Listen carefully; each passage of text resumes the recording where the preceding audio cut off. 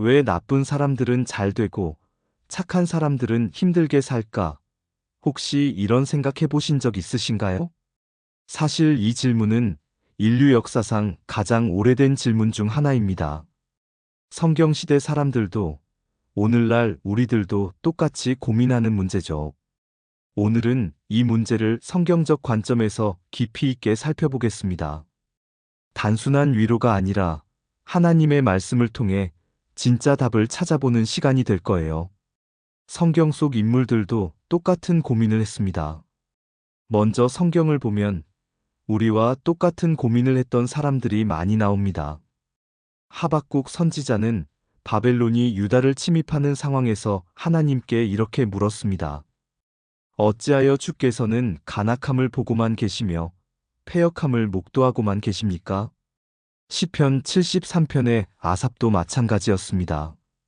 악인의 형통함을 내가 보고 질투하였음이로다.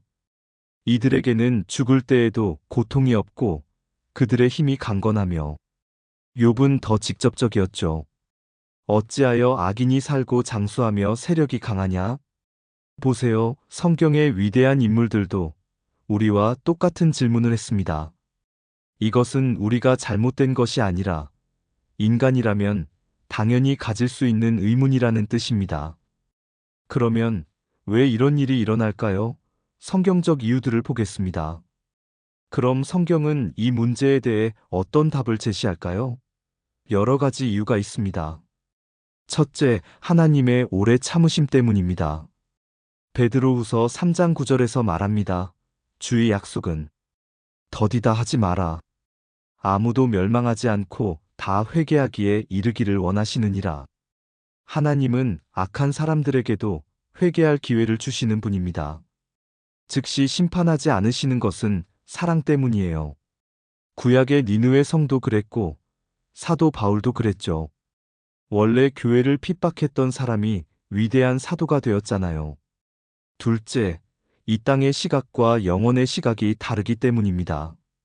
우리는 지금 여기만 보지만 하나님은 영혼을 보십니다. 누가복음 16장의 부자와 나사로 이야기를 기억하시죠?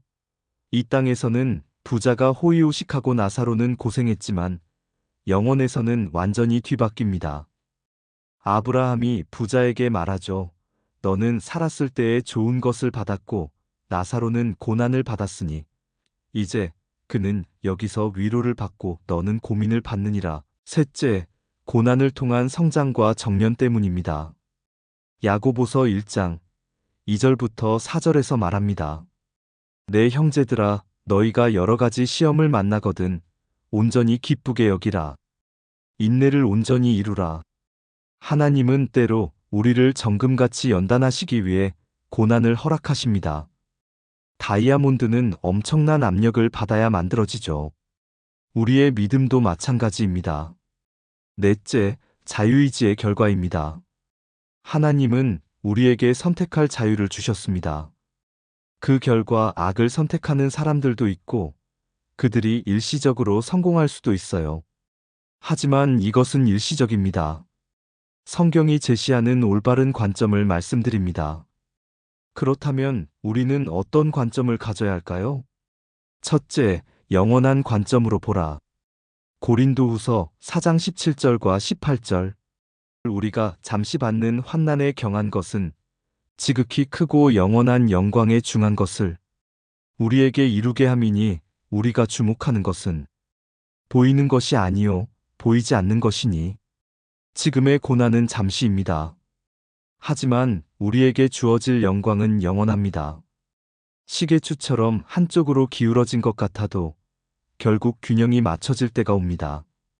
둘째, 하나님의 공의를 신뢰하라. 시편 37편 1절과 2절. 행악자들 때문에 불평하지 말며 그들은 풀과 같이 속히 배임을 당할 것이며 하나님은 공의로우신 분입니다. 지금 당장 보이지 않아도 반드시 공의로운 심판을 행하실 것입니다. 우리는 그분을 신뢰해야 합니다. 셋째, 우리 자신에게 집중하라. 갈라디아서 6장 4절. 각각 자기의 일을 살피라. 그리하면 자랑할 것이 자기에게만 있고 남에게는 있지 아니하리라. 다른 사람들이 어떻게 사는지 비교하는데 시간을 쓰지 말고 우리 자신이 하나님 앞에서 어떻게 살아야 할지에 집중해야 합니다. 넷째, 현재의 축복을 인정하라. 때로 우리는 없는 것에만 집중하느라 이미 받은 축복을 놓치곤 합니다. 건강, 가족, 믿음, 이 모든 것들이 하나님의 은혜입니다. 그렇다면 실제 삶에서 어떻게 적용할 수 있을까요? 첫째, 기도의 습관을 만들어라.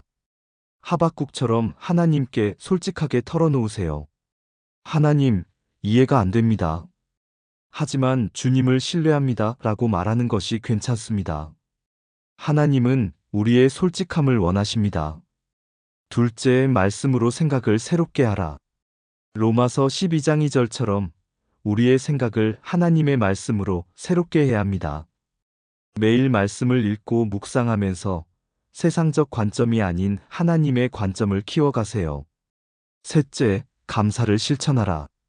어려운 상황에서도 감사할 거리를 찾아보세요.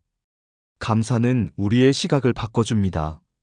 하박국도 마지막에 여호와로 말미암아 즐거워하며 구원의 하나님으로 말미암아 기뻐하리로다라고 고백했죠. 넷째, 선한 일을 지속하라. 갈라디아서 6장 9절, 우리가 선을 행하되 낙심하지 말지니 포기하지 아니하면 때가 이름에 거두리라. 결과가 당장 보이지 않아도 선을 행하는 것을 포기하지 마세요. 하나님이 보고 계시고 때가 되면 반드시 보상하실 것입니다. 마지막으로 여러분에게 희망의 메시지를 전하고 싶습니다. 욥은 모든 것을 잃었지만 끝에 가서 내가 주께 대하여 귀로 듣기만 하였사오나 이제는 눈으로 주를 배움나이다라고 고백했습니다. 고난을 통해 하나님을 더 깊이 알게 되었다는 뜻입니다. 시편 73편의 아삽도 마찬가지였어요. 성소에 들어가 묵상한 후에 깨달았습니다. 하나님이 나의 심장의 힘이시며 영원한 분기시시라. 여러분도 마찬가지입니다. 지금은 이해할 수 없는 일들이 있을 수 있어요. 하지만 하나님의 사랑과 공의는 변하지 않습니다. 로마서 8장 28절의 약속을 기억하세요. 하나님을 사랑하는 자, 곧 그의 뜻대로 부르심을 입은 자들에게는 모든 것이 합력하여 선을 이루느니라. 모든 것이 합력하여 선을 이룬다고 했습니다. 지금 당장 보이지 않아도 하나님의 선한 계획이 있습니다. 오늘 말씀이 여러분의 마음에 작은 위로와 희망이 되었기를 바랍니다. 이 영상이 도움이 되셨다면 댓글로 여러분의 생각도 나눠주시면 감사하겠습니다. 다음 영상에서는 고난 중에도 감사하는 방법에 대해 나누겠습니다. 여러분 모두 하나님의 사랑 안에서 평안하시길 축복합니다. 감사합니다.